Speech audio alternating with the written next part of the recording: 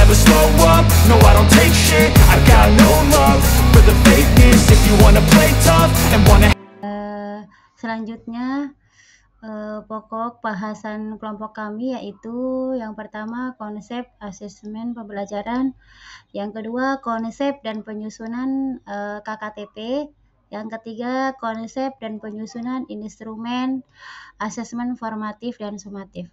Nah, bahasan-bahasan ini nanti akan diperjelas dan dijelaskan oleh rekan-rekan saya, tapi izinkan saya sebelum ke acara selanjutnya, saya akan sedikit menjelaskan tentang apa sih pengertian asesmen.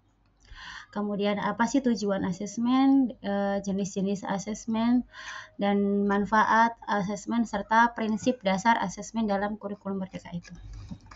Nah, yang pertama yaitu pengertian asesmen. Asesmen artinya adalah penilaian. Dalam dunia pendidikan, asesmen adalah serangkaian kegiatan yang meliputi pengumpulan data, analisis data, hingga interpretasi data yang bertujuan untuk mengetahui tingkat pemahaman dan kinerja siswa dalam proses pembelajaran. Asesmen ini tidak hanya dilakukan di akhir pembelajaran saja, tetapi juga selama proses pembelajaran berlangsung. Nah, tujuan asesmen dalam kurikulum Merdeka yaitu selain bertujuan untuk mengetahui tingkat pemahaman dan kinerja siswa selama proses pembelajaran, asesmen dalam kurikulum Merdeka juga dapat digunakan sebagai alat untuk melakukan evaluasi terhadap suatu proses pembelajaran. Nantinya, hasil evaluasi ini bisa menjadi acuan guru dalam membantu meningkatkan hasil belajar siswa. Apa sih tujuan asesmen kurikulum Merdeka dalam adapun tujuan lain dari asesmen kurikulum Merdeka adalah sebagai berikut. Memberikan informasi kepada guru mengenai gaya belajar siswa.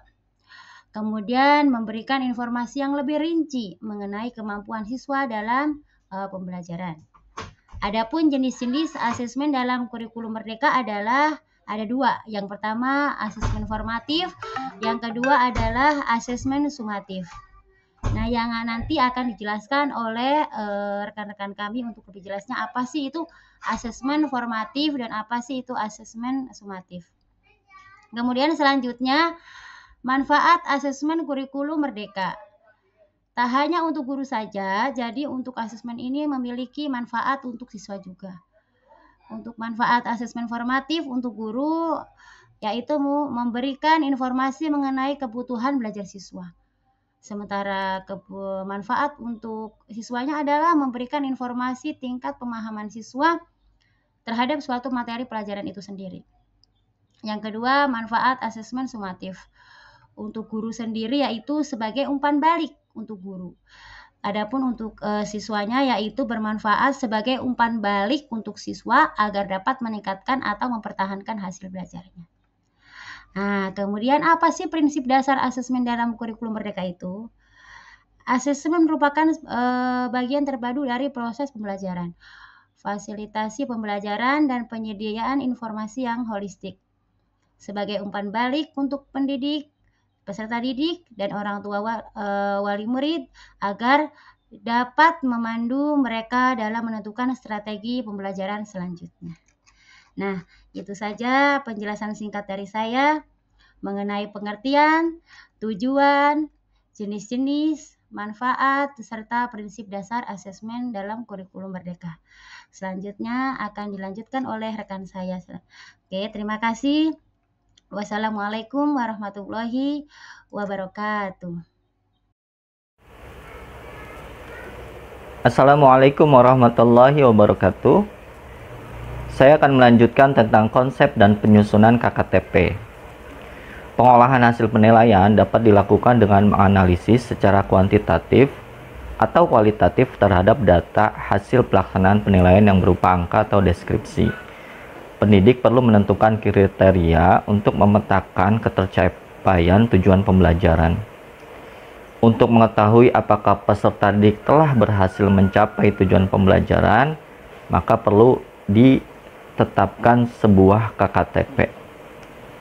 Beberapa hal penting yang perlu diperhatikan dalam menentukan KKTP adalah tidak disarankan untuk menggunakan angka mutlak, misalnya 75, 80 sebagai kriteria.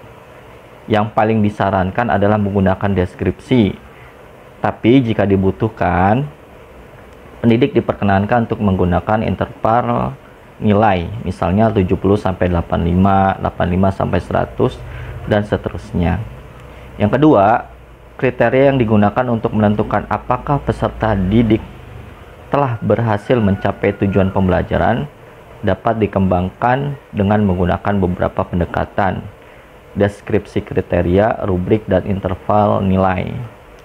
Dalam membuat KKTP, ada 3 pendekatan yang dapat memberikan ruang pada guru mengambil alternatif sesuai kebutuhan masing-masing.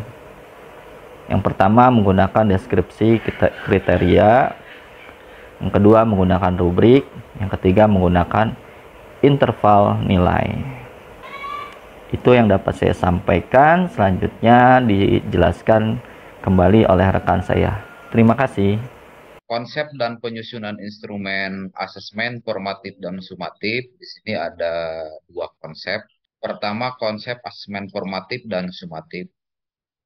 Pendidikan dan satuan pendidikan diberikan keleluasaan untuk mengatur pelaksanaan asesmen formatif maupun sumatif melalui berbagai teknik guna mengukur dan mengintervensi capaian yang dilakukan dalam pembelajaran. Asesmen formatif adalah asesmen yang dilakukan pada saat proses pembelajaran dengan fungsi perbaikan pembelajaran. Sementara asesmen sumatif adalah asesmen yang dilakukan pada akhir proses pembelajaran yang berfungsi untuk menentukan ketercapaian pembelajaran. Karakteristik asesmen formatif dan asesmen sumatif sebagai berikut. Pertama, asesmen formatif terpadu dengan proses pembelajaran sehingga asesmen formatif dan pembelajaran menjadi suatu kesatuan. Perencanaan asesmen formatif dibuat menyatu dengan perencanaan pembelajaran, melibatkan peserta didik dalam pelaksanaannya, misalnya melalui penilaian diri, penilaian antar teman, dan refleksi metakognitif terhadap proses belajarnya.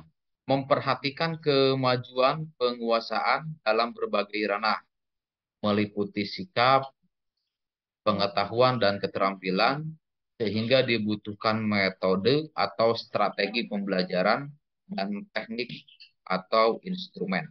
Selanjutnya, asesmen sumatif. Karakteristiknya yang pertama, merupakan alat ukur untuk mengetahui pencapaian hasil belajar peserta didik dalam satu lingkup materi atau periode tertentu. Misalnya, satu lingkup materi akhir semester atau akhir tahun ajaran. Dan yang kedua, capaian hasil belajar untuk dibandingkan dengan kriteria capaian yang telah ditetapkan digunakan pendidik atau satuan pendidikan untuk mengevaluasi efektivitas program pembelajaran. Dan konsep yang kedua, yaitu penyusunan asesmen formatif dan sumatif. Terdapat berbagai teknik dalam melakukan asesmen. Pendidikan diberikan keleluasaan untuk memilih teknik instrumen agar asesmen dapat selaras dengan kegiatan pembelajaran. Hasil asesmen dapat efektif dan mudah untuk ditindaklanjuti. Kemudian pendidik dapat menggunakan berbagai teknik asesmen dalam proses pembelajaran seperti observasi, penilaian kinerja, proyek, tes tertulis, tes lisan, penugasan, dan portofolio. Penggunaan teknik asesmen disesuaikan dengan karakteristik jenjang, bidang studi, materi, dan peserta didik secara autentik. Instrumen asesmen yang digunakan oleh pendidik dapat berupa rubrik, checklist, catatan anekdot, atau grafik perkembangan dalam kurung kontinum. Itu saja yang bisa saya sampaikan. Untuk selanjutnya nanti akan dipaparkan oleh rekan kami dari kelompok 3. Oke, selanjutnya ini contoh format KKTP, kriteria ketuntasan tujuan pembelajaran Ini ada dua format. Yang pertama, kita boleh menggunakan rubrik, dan yang kedua boleh menggunakan interval. Yang pertama, kita menggunakan rubrik, yaitu nanti disajikan soal dengan mengacu kepada ketentuan yang sudah ditentukan sebelumnya. Misalnya sini kita aspek penilaiannya, misalkan pengetahuan. Di sini ada beberapa kategori: mahir, cakap, layak, dan baru berkembang. Misalnya mahir, siswa disuruh menyebutkan misalnya ciri-ciri apa gitu. Kemudian siswa tersebut lengkap menyebutkannya, maka dia sudah kategorinya mahir. Kalau cukup hanya beberapa poin saja yang disampaikannya. Kalau layak itu ya hanya 50%-nya lah. Dia mampu menyampaikan. Dan yang terakhir berkembang, yaitu eh, menyebutkan tapi ada yang tidak lengkap gitu. Terbata-bata seperti itu. Dan yang kedua menggunakan interval. Interval ini menggunakan eh, nilai hmm, antara dari 0 sampai dengan 100 seperti itu. Misalnya kalau dia itu tidak mampu misalnya menyebutkan, kita kasih nilai misalnya dari 0 sampai berapa gitu. Kemudian juga kalau dia menyebutkan tapi hampir sempurna misalnya, kita kasih nilai 80. Begitupun menyebutkannya sempurna sesuai dengan apa yang kita eh, tetapkan di tujuan pembelajaran, maka mendapatkan nilai 100 seperti itu. Dan ini dalam menggunakan format KKTP ini tentunya disesuaikan dengan kebutuhan dan juga buah dipilih yang sekiranya eh, tidak menyulitkan untuk kita memberikan penilaian seperti itu.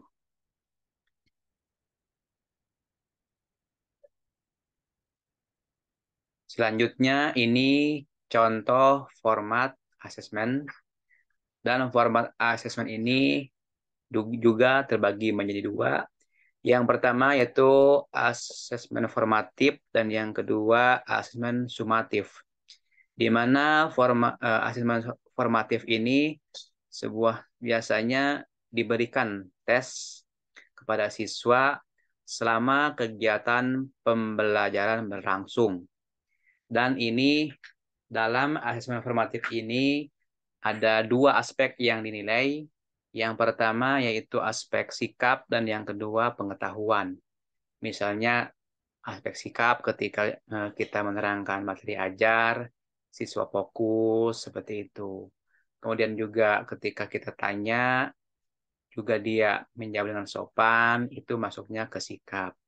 Begitupun ketika kita memberikan pertanyaan atau sebelum melaksanakan pembelajaran, dia itu sedikit lah ada hal yang disampaikan oleh siswa meskipun tidak sempurna, maka itu dikategorikan sifatnya penilaian formatif. Dan yang kedua ada penilaian sumatif. Penilaian sumatif itu penilaian yang diberikan oleh kita ketika di akhir pembelajaran, yaitu untuk mengetahui sejauh mana pemahaman materi yang telah kita sampaikan sesuai dengan tujuan pembelajaran yang telah kita buat di awal. Dan juga untuk format ini ada beberapa contoh ya, tadi sudah saya sebutkan. Kalau formatif itu yang dinilai yang pertama adalah sikap, ya, sikap selama kita menerima materi, dan yang kedua pengetahuan, yaitu ketika kita memberikan pertanyaan selama pembelajaran berlangsung.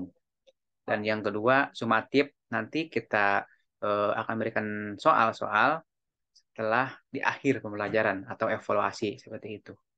Dan ini juga sama menggunakan rubrik, nanti juga disesuaikan dengan kebutuhan dan tentunya juga kita mengacu kepada KKTP yang telah kita buat, dan juga biasanya lebih ke ketika kita membuat soal ke kognitif atau pengetahuan, maka ketika kita memberikan tes sumatif biasanya ada rankingan ya, yang disebut dengan C1, C2, dan seterusnya.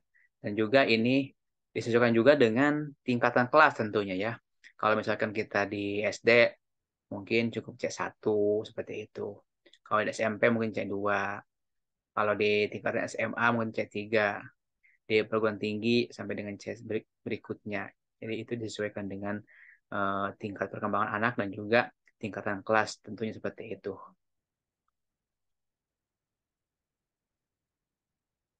Oke, cukup sekian dari kelompok kami, dari kelompok 7. Mohon maaf atas segala kekurangan dan kehilapan. Mohon maaf yang sebesar-besarnya. Saya akhiri. Allahul muwaffiq ila aqwamit thoriq. Wassalamualaikum warahmatullahi taala wabarakatuh.